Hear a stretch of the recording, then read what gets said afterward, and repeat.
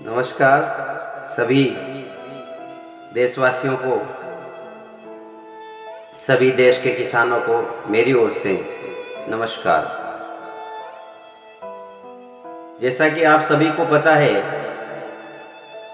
हमारे देश में मानसून का समय आ चुका है और हमारे किसान भाई, अन्नदाता अपने खेतों में बुआई करने के लिए पूरी तरह से तैयार हैं।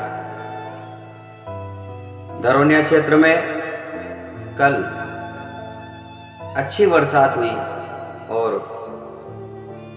अच्छी बरसात के बाद किसानों ने अपने खेतों में बुआई प्रारंभ करना शुरू किया है।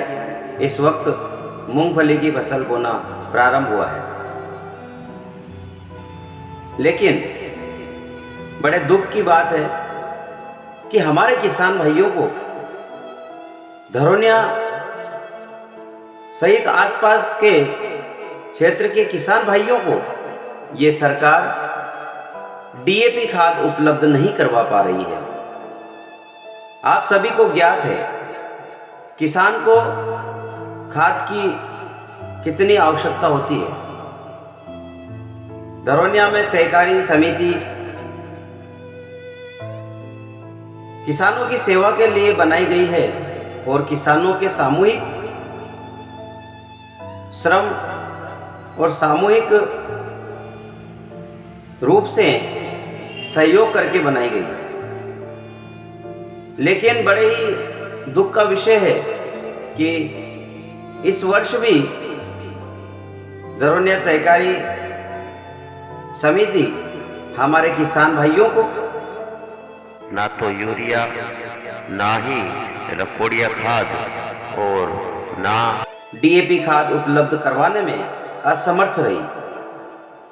हालांकि पूरे झालावाड़ जिले के अधिकांश क्षेत्रों में डीएपी खाद की उपलब्धता नहीं है, लेकिन जो भाजपा कहती थी और भाजपा के सबसे बड़े ताकतवर नेता, इस देश के प्रधानमंत्री,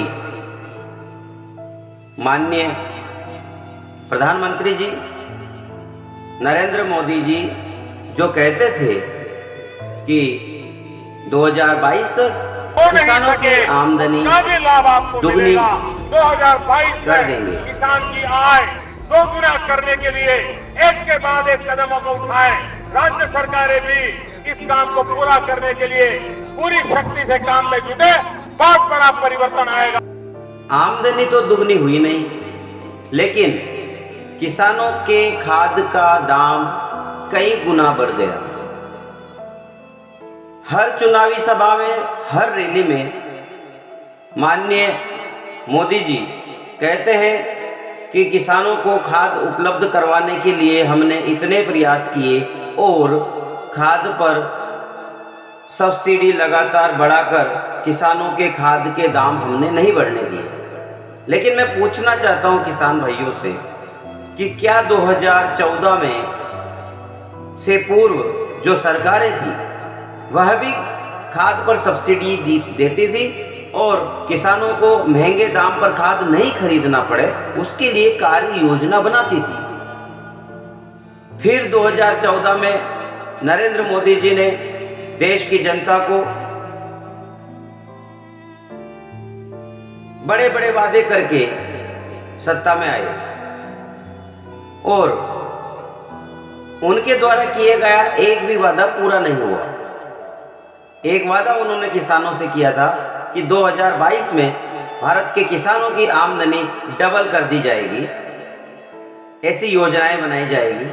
लेकिन अफसोस, भारत का किसान कर्ज में डूबता गया और आत्महत्या के लिए तक हमारे देश के किसान मजबूर हो रहे हैं। किसानों को कर्ज चुकाने के लिए सरकार की तरफ से कोई मदद नहीं हो रही है। कांग्रेस की पूर्ववर्ती सरकार के द्वारा किसानों का कर्ज माफ किया गया था। पूरे देश के किसानों का 70,000 करोड़ रुपए का कर्ज मनमोहन सिंह जी की सरकार के द्वारा माफ किया गया था। और लंबे समय से किसान सरकार से मांग कर रहे हैं, लेकिन सरकार सुनने को तैयार नहीं है। लेकिन किसान को चाहिए क्या? खाद, पानी और बिजली। वर्तमान की राजस्थान सरकार किसानों को ना तो खाद दे पा रही है समय पर, ना ही बिजली दे पा रही है, और बाकी तो आप सब जानते हो। लेकिन जबकि सबको पता है कि नीचे से लेकर ऊपर तक सभी नेता भाजपा के जिम्मेदार पदों पर बैठे हुए हैं, जब एक वार्ड से लेकर सहकारी समिति के अध्यक्ष से लेकर सरपंच, जिला परिषद सदस्य, जिला प्रमुख, विधायक, सांसद, जब सभी झालावाड़ जिले में भारतीय जनता पार्टी के ही हैं, तो फिर सरकार भी भारतीय जनता पार्टी की है, तो फिर क्या कारण है किसानों को डीएपी खाद नहीं मिल पा रहा है? मैं पूछना चाहता हूं उन सभी नेताओं से जो कहते थे कि हमारी सरकार नहीं है, हमारी सरकार नहीं है, तो आपकी ही तो सरकार आ गई नेताजी। अब तो आप किसानों की मदद कीजिए। हमारी सरकार में हमने हमेशा खाद की उपलब्धता की व्यवस्था की। जब कांग्रेस सरकार थी, मैंने स्वयं समय समय पर खाद के लिए मांग उठाई और खाद की उपलब्धता की व्यवस्था की। लेकिन अब आपकी सरकार है और बड़े बड़े नेता भारतीय जनता पार्टी के हमारे यहाँ हैं, तो क्या कारण है आप हमारे किसानों को डीएपी खाद उपलब्ध नहीं करवा पा रहे हैं? पूरा बोर्ड आपका, अध्यक्ष आपके, फिर क्या कारण है कि अब आप महारानी साहिबा और राजा साहब को फोन नहीं कर रहे खाद के लिए? इसका जवाब दीजिए आप। किसान आपसे केवल खाद की मांग कर रहा है और आपके कहने पर किसानों ने भरपूर समर्थन दिया आपको। अब आपकी जिम्मेदारी बनती है किसानों को समय पर खाद उपलब्ध करवाने की।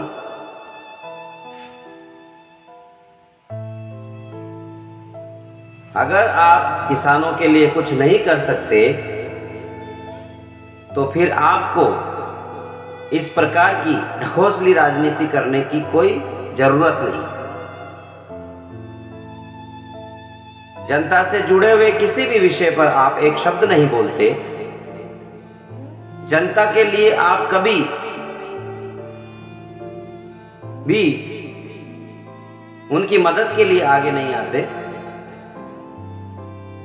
फिर किस चीज के लिए राजनीति करते हो? किस बात के लिए राजनीति करते हो?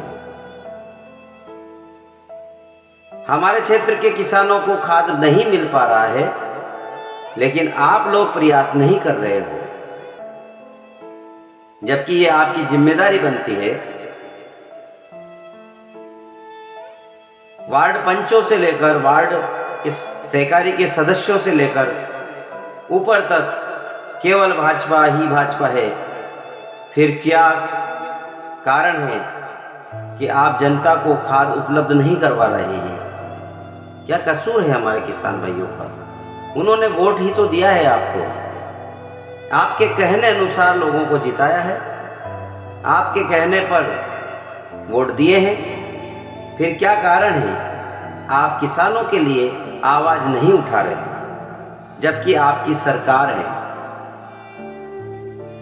कांग्रेस सरकार होती तो आप यही कहते कि सरकार हमारी नहीं है। तो अभी सरकार आपकी है नेताजी, तो किसानों को खाद उपलब्ध करवाइए। किसान खाद के लिए मारा मारा फिर रहा है, फिर आप वोट के लिए घर घर जाकर हाथ जोड़ोगे, लोगों से वोट मांगोगे और हमारी भोली भाली जनता वोट दे देगी, जैसे कि देती आ रही है, आगे भी देगी। लेकिन यदि आप वोट मांगते हो जनता आपको वोट देती है तो क्या जनता के वोटों को प्राप्त करने के बाद आप जनता के लिए खड़े नहीं हो सकते? विचार करिए। और मैं सभी किसान भाइयों से और भोली भाली जनता से भी यह निवेदन करूंगा कि यदि आपके लिए कोई आवाज़ नहीं बनता, यदि कोई आपके लिए, आपकी आवश्यकताओं के लिए और जनता से जुड़ी हुई जन समस्याओं के लिए कोई आवाज़ नहीं बनता, तो ऐसे लोगों को आप वोट ना दें। वोट उन्हें दें जो आपके हितों की रक्षा करें।